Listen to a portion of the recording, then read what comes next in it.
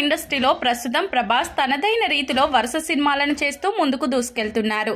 ఇక ఎప్పుడైతే తన సినిమాలని పాన్ ఇండియా స్థాయిలో తీయడం స్టార్ట్ చేశాడో అప్పటి నుంచి ఈయనకి ప్రత్యేకమైన మార్కెట్ అయితే ఏర్పడింది.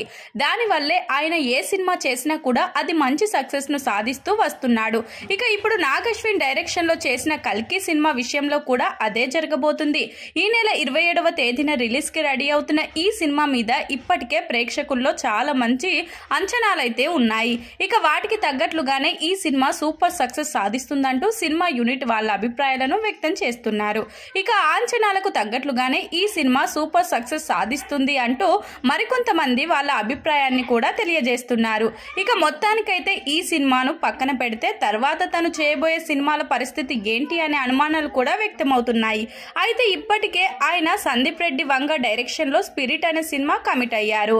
అలాగే సీతారామం ఫేమ్ అను రాఘవపూడి డైరెక్షన్ లో ఒక పీరియాడికల్ లవ్ స్టోరీ చేయడానికి కూడా సిద్ధమయ్యారు. ఇక వీటిలో ఏ సినిమా ముందు పట్టాలెక్కబోతుంది అనే అనుమానాలు కూడా వ్యక్తమవుతున్నాయి. ఇక దీని ప్రకారం సందీప్ రెడ్డి వంగ డైరెక్షన్ లో చేయబోతున్న స్పిరిట్ సినిమాని మొదట తెరకెక్కించి ఆ తర్వాత హను రాఘవపూడి డైరెక్షన్ లో మరొక సినిమా చేయడానికి ఉత్సాహం చూపిస్తున్నారు ప్రభాస్. మరి ఈ రెండు సినిమాలతో సక్సెస్ కొట్టి తన మ్యాజిక్ ని రిపీట్ చేస్తాడా లేదా అనే అనుమానాలు కూడా వ్యక్తమవుతున్నాయి.